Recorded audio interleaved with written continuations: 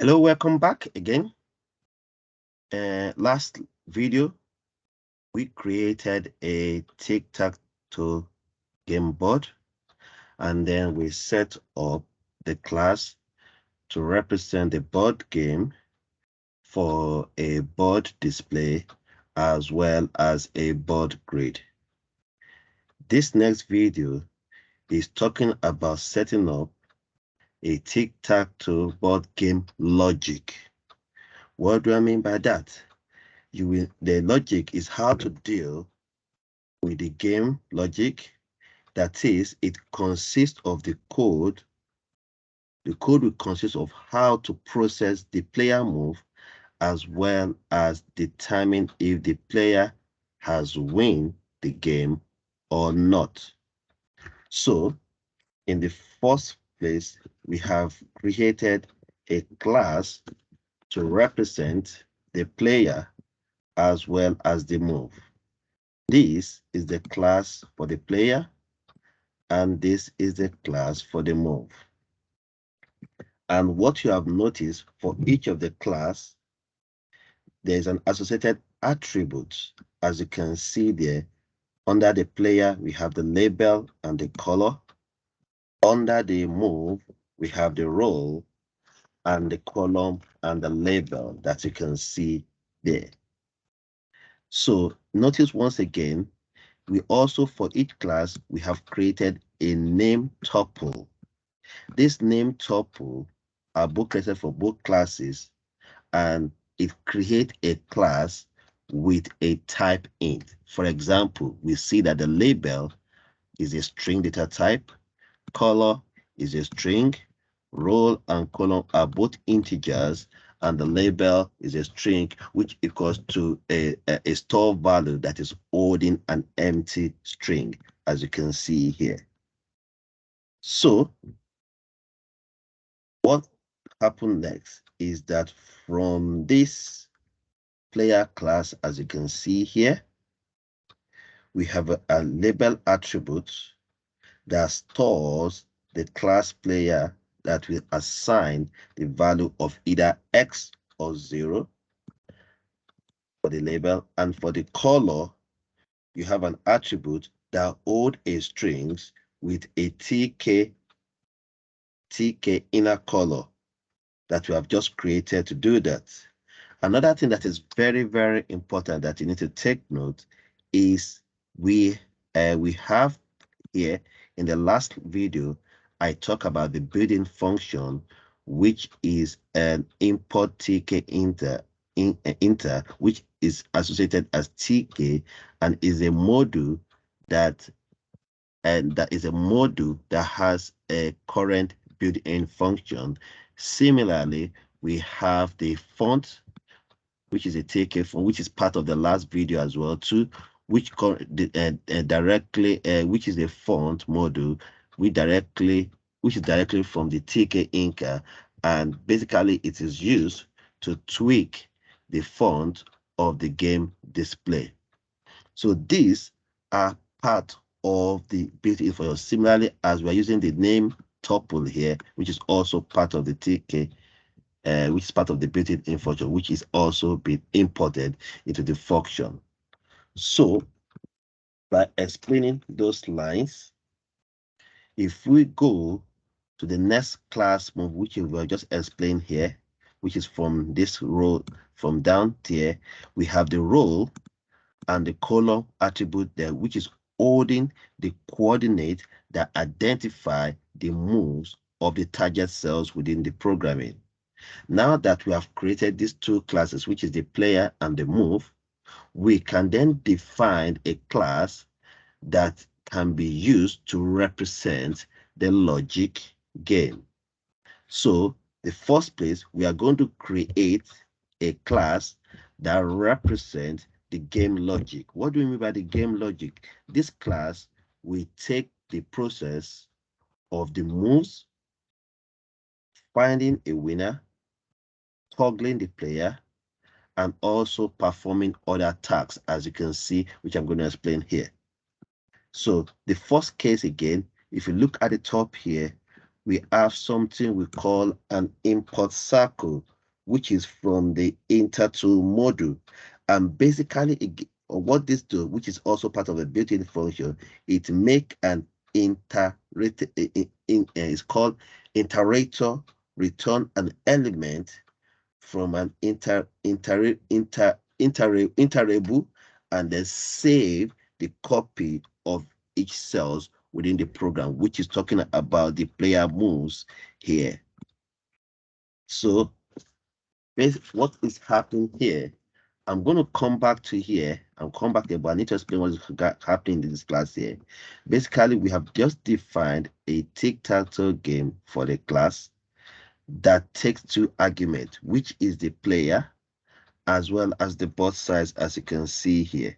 Now, the player argument, we hold a tuple. Remember, I've created a tuple here. Yeah, we hold a tuple for two players object, which represent the player X and 0, which we have here, player X and 0, where the X stand for blue and the O stand for green. But I will come back to that.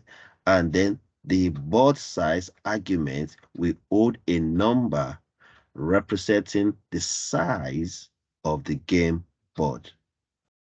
That is the board size game. So, yeah, as you can see here. So, what happened here is that we already know that this tic-tac-toe game we have is a size of 3. And the class, which has an argument default as a default player as well as default size. Remember, in the first video, the first video that was all about setting up a tic-tac-toe game. We created a board grid which have 3 rows and 3 columns. So it is very important that we shouldn't forget the first video we have created. This is a continuation of that. But in this instance, is what we are trying to do in the second part of this video is to set up a tic-tac-toe game board logic. Is a logic that we're trying to do on how the player will play and then move in based on the winning combination. So what you have seen here are at below here are the instances of attributes that determine how the game will be played. First of all, we have the player, we have the board size game, we have the current player, we have the winning combo, which is the combination of the cells that determine the winning. We have the current moves, which is the list of player moves in the given games.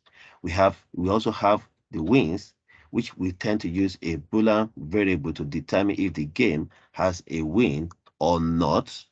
And also we have the winning combo, as you can see there, which is here, winning combo, which is a list containing a cells combination to define a win. Now, it is very important that we understand what is going on in each of these stages here. So, as you can see here, this what I've just demonstrated is a class of a tic-tac-toe game, which shows the player, the board size, the current player, the winning combo, the current move, has a win and has also a winning combo, as you can see there. Now, the next line of the program is talking about the setup board. But before I talk about this setup board that you can see here, it's very important that we understand how to create uh, the setup game for the board. So basically, we set up an attribute board game, and you will need to keep track of every move of the board. What am I trying to say? You will need to use the current move attribute, which will update every player moves in the game, and also will determine which cells combination on the board to determine how to win. And this will store the combination in the winning combo of attribute. So that is why we have the setup board game that is showing down there, which which we have the setup board game method, and then which is linked to the current move and the winning combination, as you can see here. So at the bottom here, we have we have defined a function. We've defined a function for the setup board, as well as defined a function for get winning combos, as you can see here, both this line and this line, as you can see here. And the setup board, we use a list of compressive leaves, which basically they write the for loop in the value of the current move, as we can see here. And similarly, we have the get winning combo, which also combine and return a value of what the winning value of what is going to be the moves of the winning code for on determining the moves of each of the player within the game. Now, one thing I can tell you is this: there could be possible of 8 winning combination in these games, either through the rows, the column, or the diagonal. That is why you have some of this written down here. And then with this small expansion of this code, then we can begin to think about the setting up of the board game logic has already been completed. But note one thing: the game is not fully completed. We have to process the player move on the next video. But for now, all I'm just trying to do is trying to explain to you how to set up a tic-tac-toe board game logic for this particular game. Now, below is the first video we have created, and I hope that many of you have tried to rewrite this code for yourself on your own, play with it. And this is all the last one we did in the last lesson, the first one. So now the second one is what I'm adding now today, which is about this, setting up a tic-tac-toe game. And the next video, I will continue with the process of the player move in the game logic. I hope that's helpful. Thank you.